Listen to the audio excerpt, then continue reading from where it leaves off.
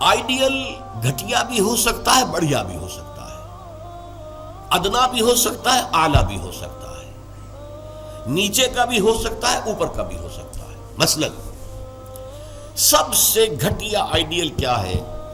اپنی ذات، اپنا مفاد، اپنا علو، گویا کہ اس کا آئیڈیل اپنی ذات ہے۔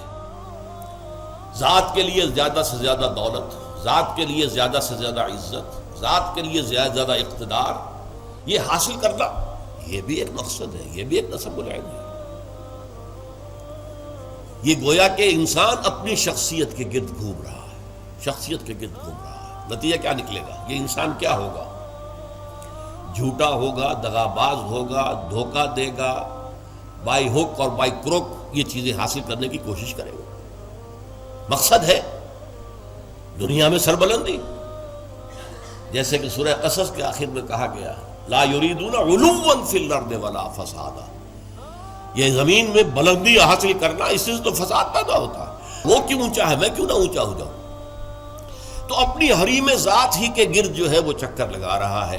تو ظاہر بات ہے کہ جو اس آئیڈیل پر ہے وہ اخلاقی اعتبار سے انتہائی گھٹیا ہوگا، اس لیے کہ قرآن کہتا ہے ان النفس لامارۃ بالسوء، نفس جو ہے وہ تو برائی ہی کا حکم دیتا ہے۔ دولت مطلوب بن گئی، مقصود بن گئی، تو بائی ہک اور بائی کروک، بائی حلال اور بائی حرام، بائی جائز اور بائی ناجائز، اس لیے کہ مقصود ہے۔ لہذا گھٹیا ترین آئیڈیل ہے انسان کا اپنا نفس، گھٹیا ترین، اور اس سے پست ترین اخلاق، رذائل اخلاق اس سے وجود میں آئے گی۔ اس سے ذرا بلند تر سطح پر، جسے ہم کہتے ہیں قوم پرستی، وطن پرستی۔ If a person is a really nationalist person، اب نیشن، آج کل تو آپ کو معلوم ہے نیشن سٹیٹس کا تصور ہے، وطن بھی نیشن کی اور بنیاد پر بنتا ہے۔ تو نیشنلزم قوم پرست، پہلا آدمی کون تھا؟ خود پرست، وہ پرستش کر رہا تھا اپنی، خود پرست، سیلف سینٹرڈ، اس کا مطلوب و مقصود اپنی بلندی، اپنی دولت۔ لیکن یہاں اس سے ذرا بلندتر ہو گیا معاملہ، میں اپنی قوم کے لیے محنت کروں گا، قوم کی سربلندی کے لیے، قوم کی آزادی کے لیے، قوم کی عزت کو برقرار رکھنے کے لیے، اپنے وطن کے لیے کٹ مروں گا، اپنے وطن کی آزادی کے لیے قربانیاں دوں گا۔ ایک بہتر کردار وجود میں آئے گا کہ نہیں؟ یہ شخص جو ہے اپنی قوم سے کبھی جھوٹ نہیں بولے گا، باقی دنیا سے بولے گا۔ آپ کو معلوم ہونا چاہیے ویسٹرن مورالٹی کیا ہے۔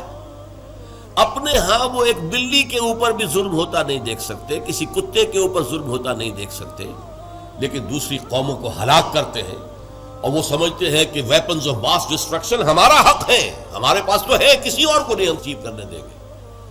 یہ مورالٹی ان کی، وہ اپنی قوم کے لیے ہے، کوئی جھوٹ نہیں بولے گا، دھوکہ نہیں دے گا، غداری نہیں کرے گا، اپنی قوم، اپنے وطن سے سچے ہیں۔ لیکن اس کے باہر نہ ان کی محبت ہے، وہ اپنے ہاں تو کہیں گے love thy neighbour as thyself, لیکن بقیہ قوموں کے ساتھ ان سے بڑا ظالم کوئی نہیں، انٹرنیشنل لیول پر آ کر ان سے بڑا جھوٹا، ان سے زیادہ فریبی، ان سے زیادہ دغاباز، ان سے زیادہ دھوکے دینے والا کوئی نہیں۔ لیکن پھر بھی کم سے کم اس شخص سے تو بہتر ہوا جو شخص اپنی ذات ہی کے اوپر سینٹرڈ ہے، خود پرست ہے، نفس پرست ہے، اس سے یقیناً ایک بلند تر آئیڈیل ہے وطن پرستی، قوم پرستی۔ یہ قوم پرستی اگر ہے تو ایسا تو نہیں ہوگا کہ قوم کے لیے ہتھیار خریدنے گئے تھے تو زبردست رشوت لے کر گھٹیا ہتھیار خرید لیا، یہ نہیں کرے گا وہ کبھی۔ ہمارے ہاں یہ بھی ہوتا ہے، اس لیے کہ ہمارے ہاں قوم پرستی ہے ہی نہیں، وطن پرستی ہے ہی نہیں۔ اس حوالے سے اب حالانکہ آپ کو معلوم ہے کہ ہتھیار جو ہے زندگی اور موت کا مسئلہ ہے، جب جنگ ہو رہی ہے اور کریٹ کھولا گیا، معلوم ہوا یہ تو استعمال کے قابل ہی نہیں ہے یہ ہتھیار جو ہے، کیا ہوگا اس وقت؟ عین موقع پر محاذ میں وہ کھولا گیا ہے باکس، اور معلوم ہوا کہ یہاں تو کچھ اور رکھا ہوا۔ لیکن لوگ ہیں جو رشوتوں کے لیے، کک بیکس کے لیے، جو بھی وہ ان کے کمیشنز ہیں، وہ گھٹیا مال لیتے ہیں، دومی مال جسے آپ کہتے ہیں۔ تو وطن پرستی یا قوم پرستی ایک نسبتاً ہائر آئیڈیل ہے، اس سے اوپر ایک اور ہے۔ یہ جو حضرات تھوڑا بہت بھی فلسفے سے شغف رکھتے ہیں ان کو معلوم ہے، ہیومنزم، انسان دوستی، یہ جیسے ٹالسٹائے تھا، بہت بڑا ادیب تھا روس کا، وہ ہیومنزم کا قائل تھا، انسان سے دوستی ہونی چاہیے، انسان محبوب ہونا چاہیے، تمام انسان انسان سے محبت کریں، ہیومن بینگ ایز ہیومنس، چھوڑ دیں کہ وہ ہمارے ملک کا رہنے والا ہے یا نہیں، یہ ہیومن بینگ ہے، بھول جائیں اس کو کہ وہ ہماری قوم سے اور نسل سے ہے یا نہیں، یہ ہیومن بینگ، ہیومنزم یہ ہائیسٹ فلسفی ہے۔ لیکن آپ جو سوچ لیجئے کہ اول تو یہ کہ اس تک پہنچنا بڑا مشکل، اپنی قومیتوں کے حدود سے، وطنیتوں کے حدود سے، اپنے ذاتی مقاصد اور ذاتی جو بھی مفادات ہیں ان سے بلندتر ہو کر واقعتاً ہیومنسٹ ہونا آسان کام نہیں ہے۔ لیکن ہیومنسٹ جو ہے اس کے اندر بھی انسان کی محبت تو آ جائے گی، انسان مطلوب ہو جائے گا اس کا، اور اس اعتبار سے وہ قوم پرست اور وطن پرست سے برتر ایک شخصیت ہوگی۔ لیکن باقی کائنات، حیوانات، اس کے اندر اس کے لیے تو کوئی محبت اس کے اندر نہیں ہوگی، اس کے لیے کوئی شفقت نہیں ہوگی۔ ہیومنزم ہیومن بینگز کے لیے ہے، اس سے اوپر ایک اور ہے، اور وہ ہے کسی نظریے پر انسان کی نگاہ جم جائے، نظریہ کہ انسان کی فلاح کمیونزم میں ہے، ظلم کا خاتمہ کمیونزم میں ہوگا، لہذا اس کمیونزم کے لیے، اس کو فروغ کے لیے، اس کو عام کرنے کے لیے، اس کے پھیلانے کے لیے، لوگوں کو قائل کرنے کے لیے تن من دھن لگا رہے ہیں۔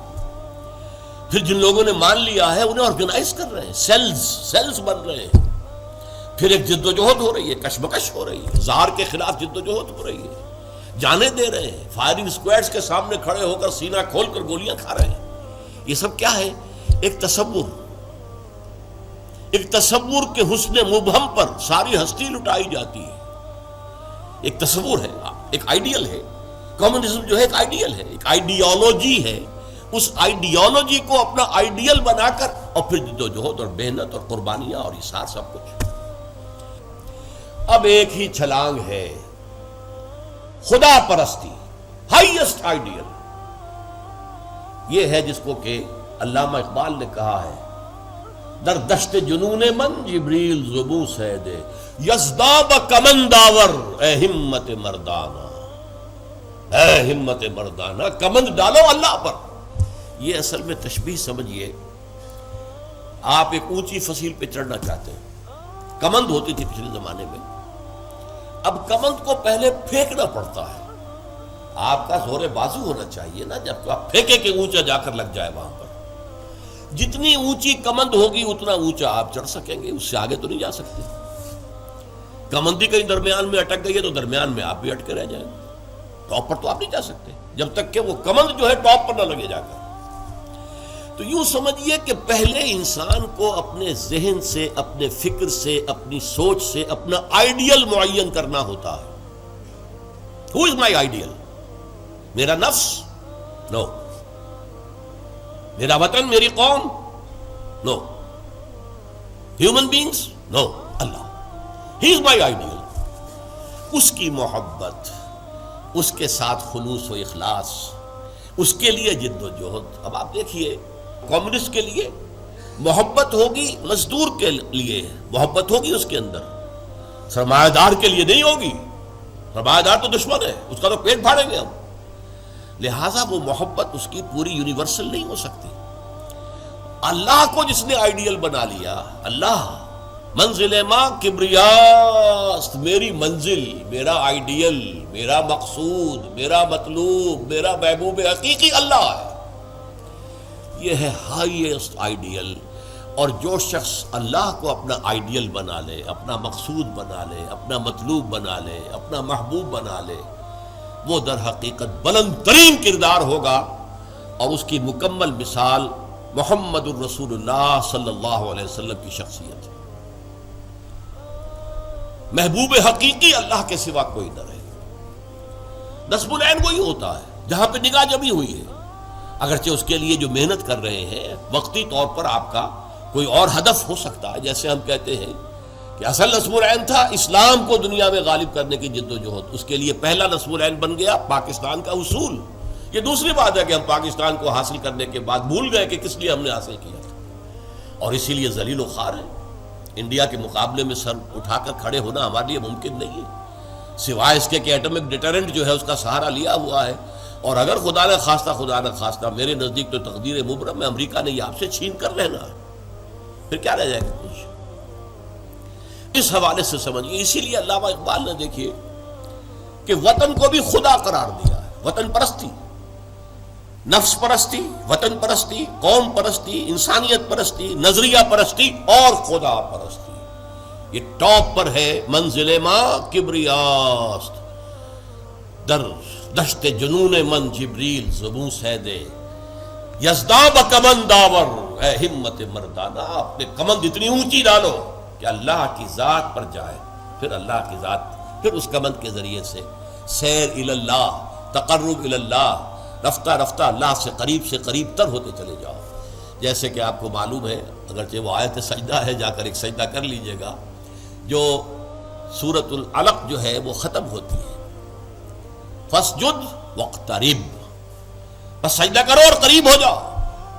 یہ سجدہ کرنا اللہ سے قرب کا ذریعہ ہے، وَاقْتَرِبْ، قریب ہو جاؤ۔ اس لیے حضور نے فرمایا ہے اِنَّ أَقْرَبَ مَا يَكُونُ الْعَبْدُ إِلَى اللَّهِ فِي السُّجُودِ، انسان جو اپنے رب سے قریب ترین ہوتا ہے وہ سجدے کی حالت میں ہوتا ہے۔ اپنی انا ختم کر دی، اپنی انا مٹی میں ملا دی، پیشانی اللہ کے سامنے خاک پر رکھ دی، بس یہ گویا کہ جو یہ انا ہی جو ہے ہماری، یہی تو ہے در حقیقت جو ہمارے درمیان اور اللہ کے درمیان حائل ہے۔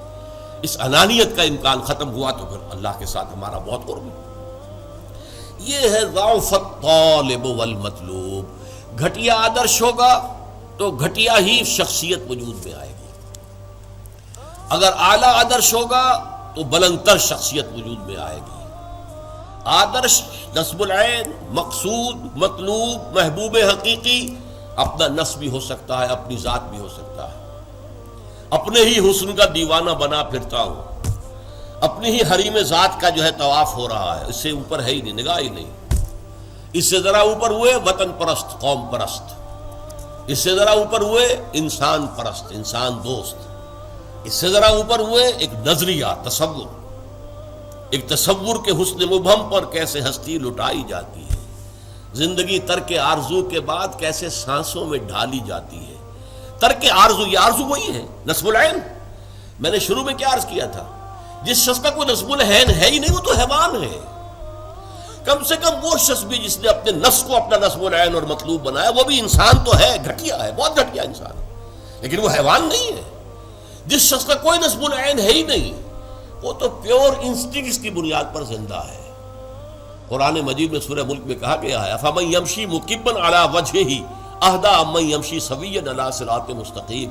ایک شخص اوندے منہ اپنے پیٹ کے بل جو ہے گھسٹ رہا ہے، اسے کیا نظر آئے گا منزل کہاں ہے، جانا کدھر ہے؟ ہم اپنے بطن اور فرج کے تقاضوں کی بنیاد پر زندہ ہیں، انسٹنکٹس ہے، جو اینیمل انسٹنکٹس ہے، پیٹ کھانے کو مانگتا ہے، اور ہمارے اندر پروکریشن کے لیے، نسل کو بڑھانے کے لیے جنس کا، شہوت کا جذبہ رکھ دیا گیا، اسی کے لیے اندر بس زندگی لگا رکھے۔ اس میں بھی کوئی امنگ نہیں ہے، اس میں بھی کوئی ہوشے اٹھنے کی خواہش نہیں ہے۔ بس میں کہا کرتا ہوں وہ زندگی نہیں گزارتے، زندگی انہیں گزارتی ہے، زندگی انہیں گزارتی ہے۔ لیکن یہ کہ وہ زندگی گزارنا، وہ تو یہ ہے کہ آپ کا کوئی نہ کوئی نصب العین، کوئی آئیڈیل، کوئی ہائر جو آپ کا ایک مقصود و مطلوب ہو۔ دین کی بات پھیلانا صدقہ جاریہ ہے، ثواب کی نیت سے ویڈیو کو شیئر ضرور کیجیے۔ جزاک اللہ۔